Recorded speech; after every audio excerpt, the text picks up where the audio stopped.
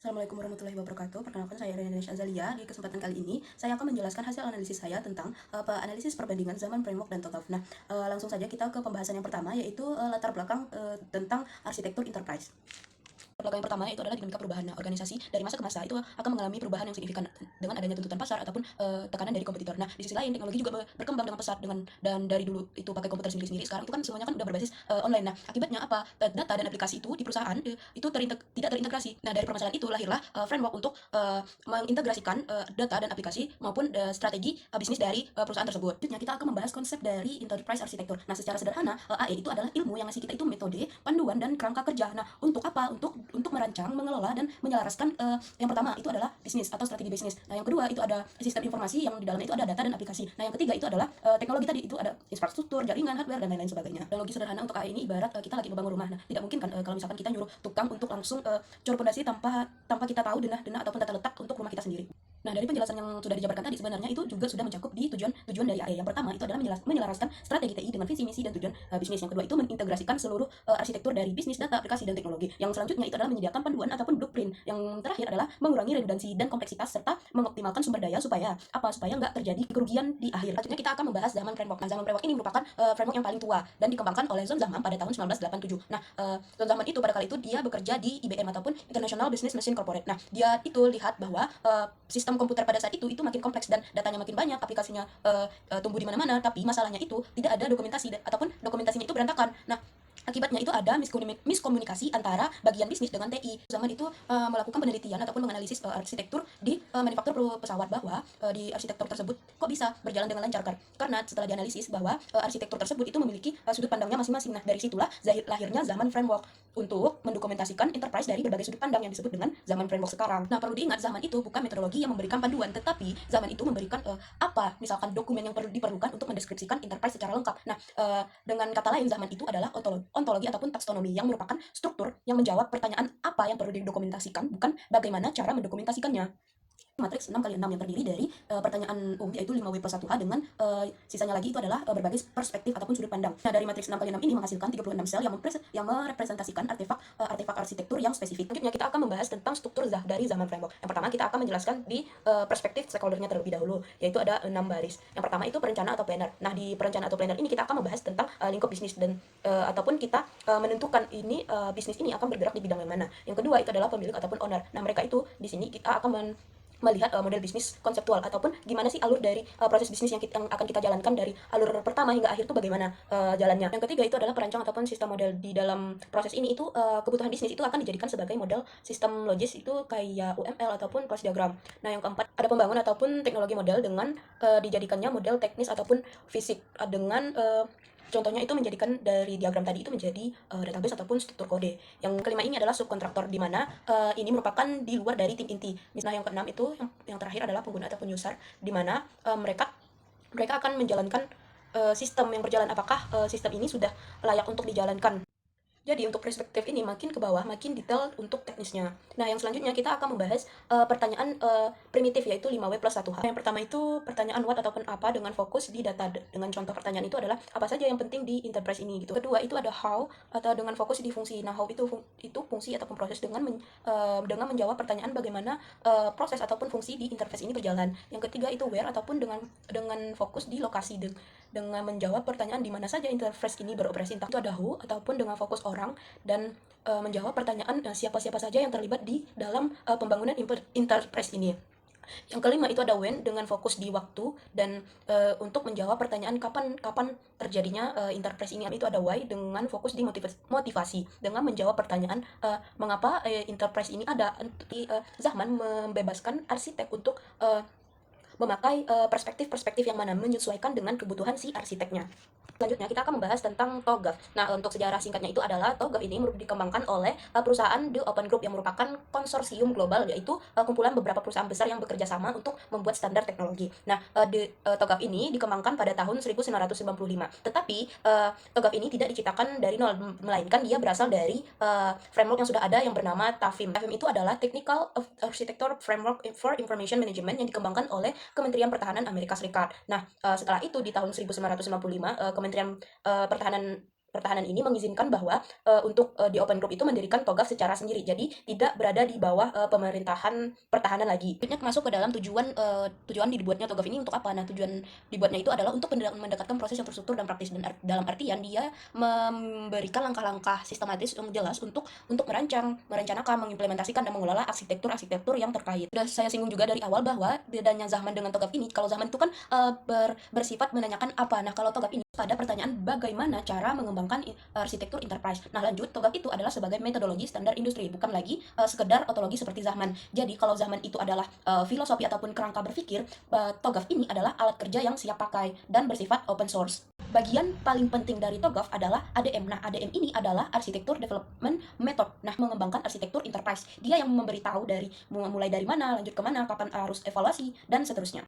Nah, berbeda dari Zahman, TOGAF memiliki 9 fase yang bersifat iteratif ataupun bisa berulang dan memiliki 4 domain, yaitu terdiri dari bisnis, data, aplikasi, dan teknologi. Nah, lanjut ke pembahasan struktur TOGAF. Yang pertama itu adalah fase O, yang dimana dikenal dengan istilah preliminary, yang dimana fase O ini adalah fase persiapan dan permulaan untuk arsitektur. Nah, outputnya nanti itu adalah berupa prinsip arsitektur yang terdiri dari bisnis, data, aplikasi, dan teknologi. Nah, yang kedua itu adalah fase A, yaitu arsitektur vision, yang dimana fase A ini itu menentukan ruang lingkup, visi, identitas, stakeholder, dan mendapatkan persetujuan. Fase B ini adalah bisnis arsitektur, yang mengembangkan arsitektur bisnis yang terdiri dari baseline, target, gap, analisis gap, dan roadmap. Nah, di setiap arsitektur A sampai D itu adalah ada baseline, target, dan gap, dan roadmapnya tersendiri. Nah, lanjut lagi di fase C itu ada information system arsitektur, yang mengembangkan arsitektur data dan aplikasi, ataupun bisa disebut dengan arsitektur sistem informasi.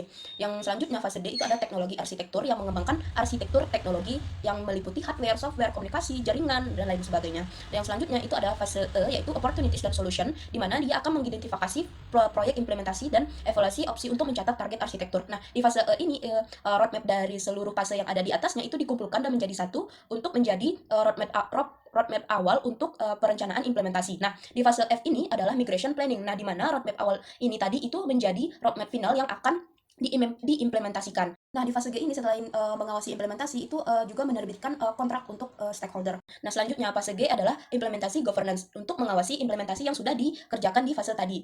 Dan selanjutnya fase H adalah arsitektur change management. Itu adalah untuk meninjau ulang dan memantau perubahan apa saja yang terjadi setelah fase implementasi.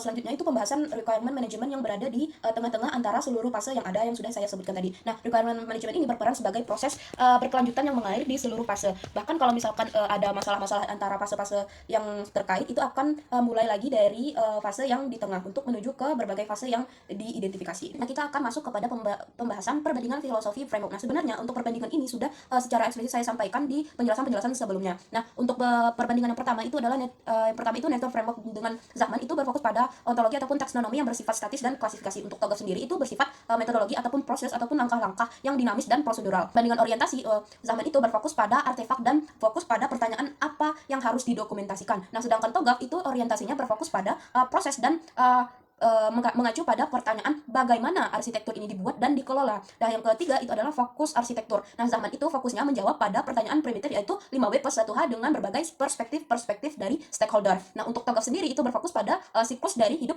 hidup arsitektur melalui metode ADM. Pasal selanjutnya yang lebih kerucut adalah perbandingan struktur arsitektur. Nah, yang pertama untuk pembahasan dimensi arsitektur dari Zahman itu menggunakan pendekatan multidimensi dengan matriks 6x6 yang membagi arsitektur berdasarkan sudut pandang dari stakeholder. Sedangkan TOGAF itu membagi arsitektur menjadi 4 domain utama yang saling terkait, yaitu bisnis, data, aplikasi, dan teknologi. Nah, dari segi representasi artefak, Zahman sendiri itu menyediakan kerangka untuk menempatkan artefak ke dalam 36 sel yang unik, dan dalam 36 sel itu terdiri dari satu objek per sel. Nah, untuk TOGAF sendiri itu menentukan katalog dan diagram sebagai artefak yang dihasilkan di setiap fase dalam ADM. Yang ketiga itu adalah relasi antar komponen. Untuk Zahman itu relasinya ada dua. Yang pertama bersifat vertikal, yaitu menelusuri perspektif yang berbeda untuk aspek yang sama, dan kalaupun horizontal itu menghubungkan aspek yang berbeda dengan perspektif yang sama. Nah, untuk TOGAF sendiri itu relasinya dijelaskan melalui ketergantungan antar fase ADM dan bagaimana artefak dari satu domain menjadi input untuk domain lanjutannya.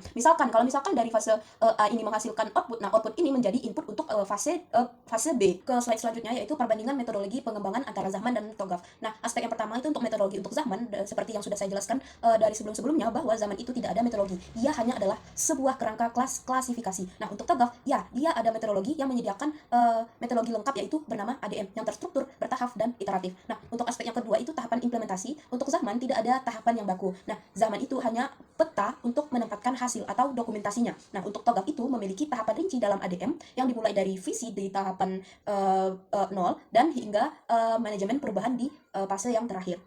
Untuk aspek governance pada Zahman, dia tidak memiliki struktur tata kelola yang formal dalam frameworknya, dan fokus dia itu adalah di dokumentasinya. Nah, untuk sedangkan TOGAF itu menekankan pada tata kelola yang kuat. Dari setiap fase-fasenya itu memiliki aspek tata kelola. Ke slide selanjutnya yaitu analisis kompleksitas implementasi. Yang pertama, tingkat kompleksitas penerapan. Nah, untuk Zahman itu kompleksitasnya terletak pada upaya untuk mengisi keseluruhan sel yang terdiri dari 36 sel matriks yang secara konsisten. Tanpa metodologi, organisasi itu bisa tersesat dalam proses dokumentasi di Zahman. Nah, sedangkan untuk TOGAF, dia itu kompleksnya terletak pada proses ADM yang ekstensif dan membutuhkan komitmen serta adaptasi. Jadi, jika ada perubahan, itu akan terjadinya proses iterasi ataupun perulangan yang tidak terhenti jika masalah yang dihadapi belum selesai. Nah, yang kedua itu kebutuhan sumber daya. Untuk Zahman, dia itu membutuhkan arsitek yang mampu berpikir secara kritis untuk memahami ontologi untuk mengklasifikasikan artefak-artefak dengan tepat di 36 sel tersebut. Nah, sedangkan untuk TOGAF itu membutuhkan tim yang terlatih dan memahami siklus-siklus ataupun fase-fase yang ada di ADM.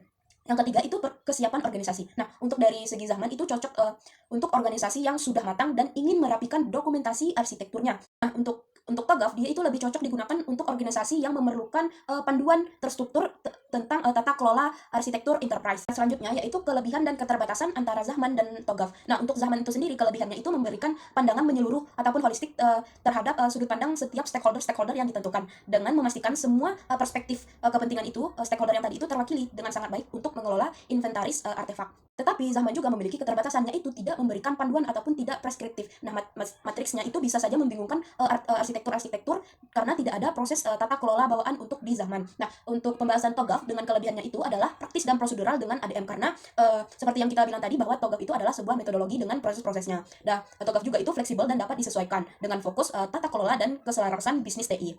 Tetapi dari segi kelebihan TOGAF tersendiri, TOGAF juga memiliki keterbatasan, yaitu kompleks dan bisa terasa sulit bagi organisasi kecil. Nah, dengan pendekatan proses yang terlalu kaku jika tidak diadaptasi dengan baik, karena TOGAF sendiri itu kan ada proses perulangan di mana kalau misalkan dari satu fase tidak berjalan dengan baik, maka terus-menerus berulang sampai dikatakan untuk siap untuk lanjut ke fase berikutnya. Lanjut ke pembahasan selanjutnya yaitu analisis konteks penggunaan. Nah, organisasi yang cocok dengan Zahman itu adalah organisasi yang telah memiliki proses dan sistem yang mapan. Nah, organisasi ini hanya memerlukan dokumentasi yang menyeluruh dengan fokus itu pada pemetaan dan klasifikasi artefak-artefak yang sudah ada. Contohnya itu ada di instansi pemerintahan. Nah, kalau misalkan organisasi yang cocok dengan TOGAF itu adalah organisasi yang sedang bertransformasi untuk melakukan perubahan besar dan memerlukan panduan untuk tata kelola arsitektur enterprise. Dan fokusnya itu bagaimana mewujudkan perubahan dari kondisi saat ini menjadi kondisi yang telah ditargetkan.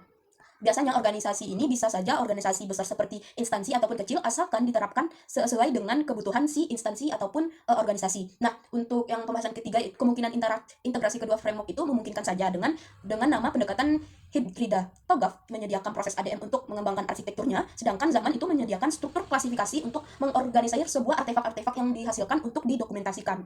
Insight analisis saya itu yang pertama, opini berdasarkan literatur bahwa Zahman dan TOGAF itu tidak bersaing secara langsung, melainkan saling melengkapi untuk bisa dengan pendekatan keduanya di penjelasan sebelumnya. Nah, Zahman itu adalah apa yang perlu didokumentasikan, sementara TOGAF adalah bagaimana cara membangun tata kelola arsitektur enterprise-nya. Nah, selanjutnya itu ada argumen akademik dengan penelitian oleh Miroslav Freiter menunjukkan bahwa framework seperti Zahman itu unggul dalam hal dokumentasi, sedangkan Zahman itu unggul dalam implementasi dan struktur proses ataupun panduan-panduannya.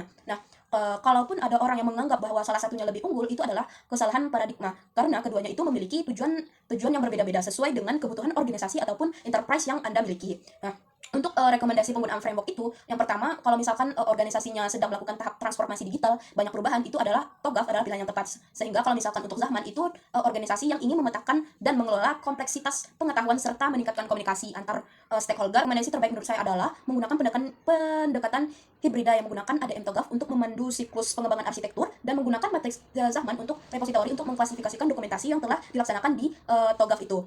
Baik, kita sampai di slide kesimpulan bahwa Zaman itu adalah ontologi ataupun taksonomi yang berfokus pada struktur dan klasifikasi artefak arsitektur enterprise. Nah, sedangkan TOGAF adalah metodologi yang berfokus pada proses dan praktik pengembangan arsitektur. Nah, pemilihan framework itu harus didasarkan pada kebutuhan organisasinya lagi secara spesifik. Dengan tingkat kematangan dan tujuan strategis yang berbeda, organisasi harus mampu memilih antara TOGAF ataupun Zaman ataupun mengintegrasikan keduanya menyesuaikan dengan kebutuhan bisnis lagi. Merupakan slide terakhir dari penjelasan saya, itu referensi yang saya gunakan untuk keseluruhan analisis dari Zaman dan TOGAF. Sekian penjelasan saya, mohon maaf apabila salah kata. Wassalamualaikum warahmatullahi wabarakatuh. Terima kasih, Bu.